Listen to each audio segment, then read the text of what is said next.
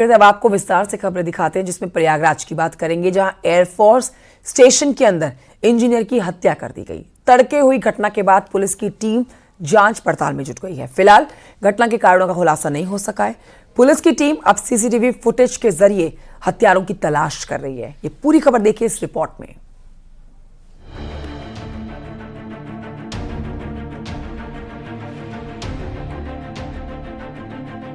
ये तस्वीर 51 साल के इंजीनियर एसएन मिश्रा की है। प्रयागराज एयरफोर्स स्टेशन में तैनात इंजीनियर को शनिवार तड़के करीब 3 बजे गोली मार दी गई। बताया जा रहा है कि हमलावरों ने दरवाजा खटखटाया और खिड़की से उन्हें गोली मार दी। घायल इंजीनियर एसएन मिश्रा को मिलिट्री हॉस्पिटल में ले जाया गया, जहां डॉक्टरों ने उन्हें मृत घोषित कर दिया। सूचना मिलते ही पुलिस की टीमें मौके पर पहुंची और जांच पड़ताल में जुट गई।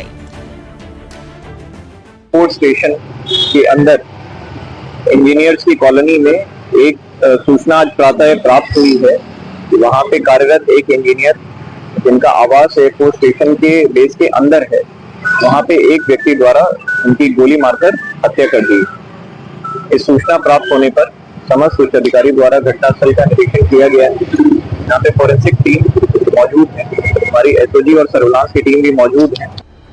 पूरा मुक्ति थाना क्षेत्र में एयरफोर्स स्टेशन के अंदर बनी कॉलोनी में हुई हत्या के बाद पुलिस की कई टीमें जांच कर रही हैं। हाई सिक्योरिटी जोन में एयरफोर्स के कमांडर वर्क इंजीनियर की हत्या क्यों की गई, इस राज से पर्दा नहीं उठ सका है। मृतक इंजीनियर के घर पर लगे सीसीटीवी कैमरे की डीवीआर को खंगाला जा रहा है। पुलिस के मुताबिक कई सीसीटीवी फुटेज पुलिस के हाथ लगे हैं, जिनकी जाँच की जा रही है। फुटेज में एक व्यक्ति बाउंड्री बांधकर अंदर आते हुए दिखाई दिया है। पुलिस की टीमें हत्या की वजह को लेकर कई एंगल पर जांच कर रही हैं। सर्विलांस टीम ने मौके पर जांच पड़ताल की और एविडेंस इकट्ठा किए हैं। डीसीपी के मुताबिक आसपास के सीसीटीवी कैमरों को खंगाला गया है। एक सीसीटीवी कैमरे में एक व्यक्ति बाउंड्री वाल को फांदकर अंदर आते हुए दिखाई पड़ा है, जिस मामले में भी जांच पड़ताल की जा रही है। जो टीम के द्वारा मौके पर साक्ष्य संकलन किया गया है, उसमें अभी तक ज्ञात हुआ है कि एक अज्ञात व्यक्ति के द्वारा उनके परिसर में घुस करके वहां असले के साथ फायर कर ये घटना कारित की गई है। फिलहाल बॉडी को पोस्टमार्टम के लिए भिजवाया गया है और मौके पर साक्ष्य संकलन किया जा रहा है। इसके साथ ही क्योंकि ये एयरफोर्स कैंपस के अंदर की घटना है, परिसर के अंदर की घटना है, तो वहाँ पे जो सिक्योरिटी मेजर्स हैं और जो संबंधित घटना के संबंध में साक्षी हैं, सभी पहलुओं की जाँच की जा रही है। एयरफोर्स इंजीनियर की हत्या लूटपाट के इरादे से की गई या फिर किसी रंजिश के चलते वारदात को अंजाम दिया गया है, इस सवाल का जवाब पुलिस की टीमें तलाश रही हैं। फिलहाल सीसीटीवी फुटेज में दिखे संदिग्ध के जरिए पुलिस हत्यारों तक पहुंचने की कोशिश कर रही है। बहरहाल हाई सिक्योरिटी जोन में हुई हत्या की वारदात के खुलासे का सभी को इंतजार है। सर्वेश दुबे, न्यूज़ 18 प्रयागराज।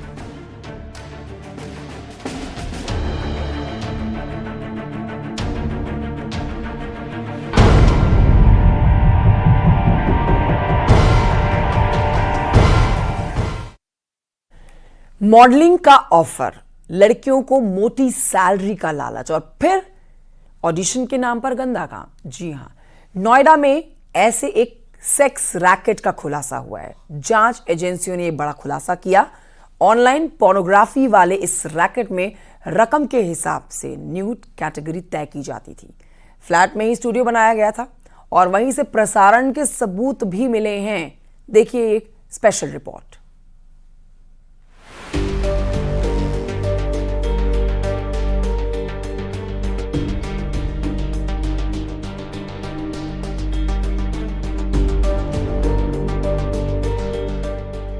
नोएडा में चल रहे बड़े ऑनलाइन पोर्नोग्राफी रैकेट का खुलासा हुआ है। पिछले 5 साल से एक पति पत्नी मिलकर ये रैकेट चला रहे थे। मुख्य आरोपी पहले रशिया में एक ऐसे ही सिंडिकेट का हिस्सा था और भारत आकर अपनी पत्नी के साथ इस पोर्नोग्राफी रैकेट को सोशल मीडिया प्लेटफॉर्म के जरिए चला रहा था। सूत्रों के मुताबिक आरोपी ने सोशल मीडिया प्लेटफॉर्म पर एक पेज बनाया था, जिसमें मॉडलिंग के ऑफर दिए जाते थे और लड़कियों को मोटी सैलरी का लालच दिया जाता था। दिल्ली एनसीआर की कई लड़कियां मॉडल्स जब नोएडा के फ्लैट पर ऑडिशन देने पहुंचते तो आरोपी की पत्नी उन्हें इस पोर्न रैकेट का हिस्सा बनने का प्रस्ताव देती थी। बता दें, पति पत्नी मिलकर ये पोर्न साइट चला रहे थे और इस दौरान अपने घर पे ही स्टूडियो बना रखा था और मॉडलों को लालच दिया करते थे मोटे पैसे कमाने का, और इस दौरान उनसे शूट कराया करते थे और ये कंटेंट वेबसाइट पे अपलोड किया करते थे। आपको बता दें कि मिली जानकारी के मुताबिक करीब 15 करोड़ रुपए से ज़्यादा का ट्रांजैक्शन मिला है जो विदेशी फंड आया है। और ऐसे में ईडी ने छापेमारी की और छापेमारी के दौरान पति पत्नी के साथ ही 3 मॉडल्स भी मिले थे जिनके बयान दर्ज किए गए हैं। लड़कियों को 1 से 2 लाख रुपए महीने कमाने का लालच दिया जाता था। कई लड़कियां पैसे के लालच में आकर इस रैकेट का हिस्सा बन जाती थी।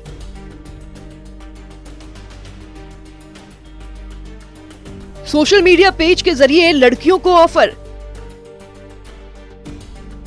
मॉडलिंग का ऑफर, पोर्नोग्राफी का काम, मोटी सैलरी के नाम पर लड़कियों को धोखा, फ्लैट में ऑनलाइन स्टूडियो, पोर्न कंटेंट का प्रसारण, half face show, full face show, nude category बनाई, हर कैटेगरी के हिसाब से ग्राहक से रकम की मांग। ईडी की टीम ने जब इस फ्लैट पर छापेमारी की तो वहां रैकेट में काम करने वाली 3 मॉडल्स भी मिली जो उस वक्त ऑनलाइन जुड़ी हुई थी। वहां एक प्रोफेशनल वेबकैम स्टूडियो भी मिला। फ्लैट के ऊपरी हिस्से को एक हाईटेक सेटअप में बदला गया था जहां से ऑनलाइन कंटेंट प्रसारित किया जाता था। कमाई का 75% हिस्सा पति पत्नी के पास जाता था, जबकि 25% बाकी का हिस्सा लड़कियों को दिया जाता था। ऑनलाइन पोर्नोग्राफी रैकेट चलाने वाले लोगों के पास क्रिप्टो करेंसी के जरिए पैसा जाता था। उसके बाद ये पैसा रैकेट चलाने वाले कपल के पास आता था। जांच एजेंसियों को शक है कि इस रैकेट के जरिए अब तक लगभग 500 से ज्यादा लड़कियां हायर की जा चुकी हैं। देश भर में इस तरह की ऑनलाइन रैकेट की संख्या लाखों में भी हो सकती है। सोशल मीडिया पर विज्ञापन देकर ये मॉडल्स को बुलाया करते थे और उसके बाद मॉडल्स को मोटे पैसा कमाने का लालच देते थे और पोर्नोग्राफी शूट कराया करते थे। अब इस पूरे प्रकरण में तमाम और खातों को खंगाल रही है ईडी और माना जा रहा है कि एक बड़े नेक्सस का भंडाफोड़ किया जा सकता है। नोएडा में जांच एजेंसी ईडी की छापेमारी में इस रैकेट के खुलासे के बाद अब नोएडा पुलिस की एंट्री होने वाली है। पूरी जानकारी मिलते ही नोएडा पुलिस भी एक्शन की तैयारी कर रही है और रैकेट पर शिकंजा कसने का प्लान है। हिमांशु शुक्ला की रिपोर्ट, न्यूज़ 18 नोएडा।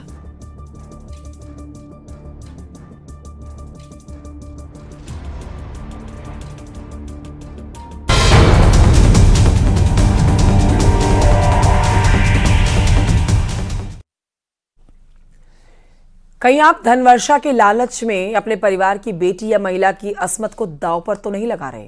चंद दिनों में करोड़पति बनने का सपना आपका सब कुछ छीन सकता है।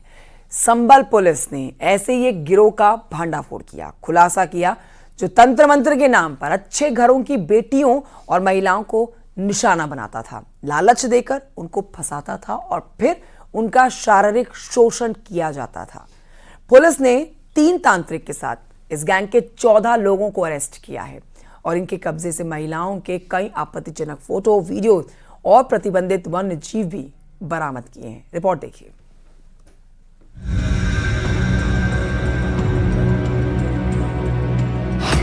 ना ठगते ना तांत्रिक, ये दरिंदे थे। रूह कांप जाएगी, इरादे इतने गंदे। तंत्र विद्या का जाल, तांत्रिक के भेष में शैतान। पुलिस की गिरफ्त में खड़े ये 14 आरोपी पश्चिम उत्तर प्रदेश में एक ऐसा गिरोह चलाते थे जो तंत्र विद्या के नाम पर जिस्म की मंडी चला रहे थे। मकसद होता था लोगों को ठगना, धन उगाही करना, लड़कियों को हवस का शिकार बनाना और तो और अश्लील वीडियो बनाकर उसका सौदा करना। संबल उत्तर प्रदेश, यहाँ पुलिस ने जिस गैंग का भंडाफोड़ किया वो पिछले 7 से 8 वर्षों से यूपी और आसपास के राज्यों में अपने शिकार ढूंढ रहा था।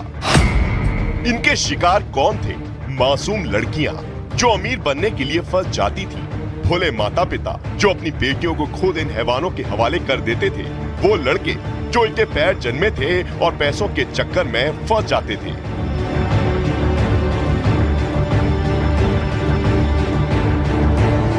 पकड़े गए 14 आरोपियों में 3 खुद को गुरु बताते थे, लेकिन ये कोई गुरु नहीं थे, कोई बाबा नहीं थे, कोई तांत्रिक नहीं थे। ये थे शुद्ध रूप से ठग, धोखेबाज और दरिंदे जो पैसों के लालच में लोगों को लूटते थे, लड़कियों का शारीरिक शोषण करते थे और तंत्र विद्या के जरिए नोटों की बारिश कराने का झांसा देकर जुर्म को अंजाम देते थे। इसके लिए ठग बकायदा वीडियो बनाकर विज्ञापन भी जारी करते थे। इस तरीके से कुल 3 तांत्रिकों को गिरफ्तार किया गया है, जो कि इस तरीके की आश्रम टाइप का दिखा के माहौल बना के वीडियो एडवर्टाइज करके लोगों को लुभाते थे। उनको गिरफ्तार किया गया है। इनके द्वारा ये बताया गया कि इनके द्वारा शुद्ध रूप से ये ठगी की जाती थी और लोगों को पागल बनाने और स्वयं के शारीरिक शोषण करने का लाभ पाने के लिए इनके द्वारा ये कृत्य किया जाता था।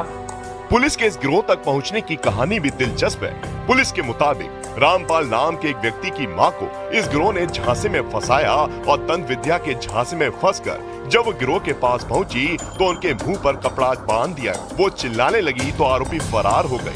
वहां से वो भाग निकली और अपने बेटे के साथ संबल पुलिस तक पहुंची। पुलिस ने जांच शुरू की तो इस गिरोह का पर्दाफाश हुआ, जो बेहद सनसनीखेज तरीके से तंत्र विद्या के नाम पर नोटों की बारिश कराने का लालच देकर लोगों से ठगी करता था और लड़कियों और महिलाओं का शारीरिक शोषण भी करता था।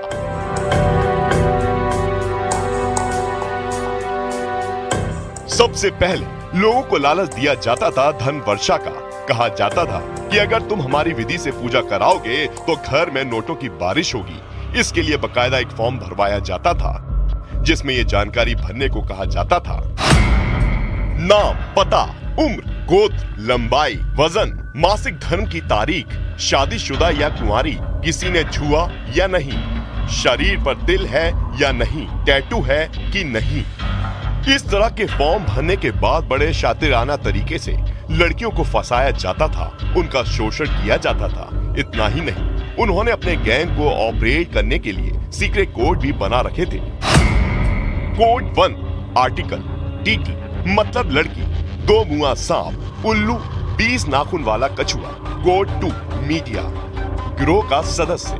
कोड 3 कारीगर, तांत्रिक। पुलिस ने पहले 4 आरोपी लाखन, रिंकू, अजय सिंह और दुर्जन को हिरासत में लिया। इनसे पूछताछ हुई तो पूरी गैंग की पोल खुल गई। 3 नकली तांत्रिक और बाकी उनके मददगार जो लड़के लड़कियों की सप्लाई करते थे।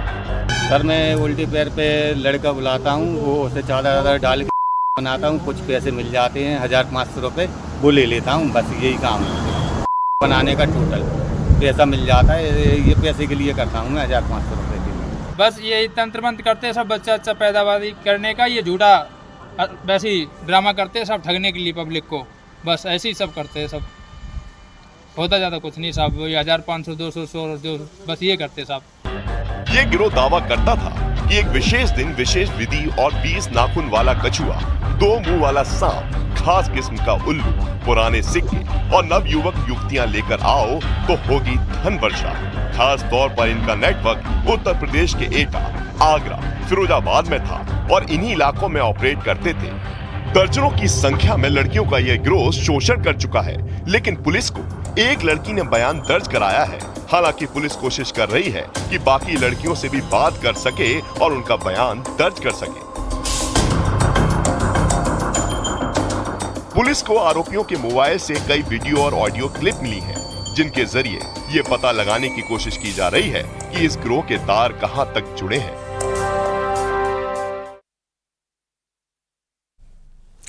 वक्त एक छोटे से ब्रेक का है, आगे देखिए 10 कदम।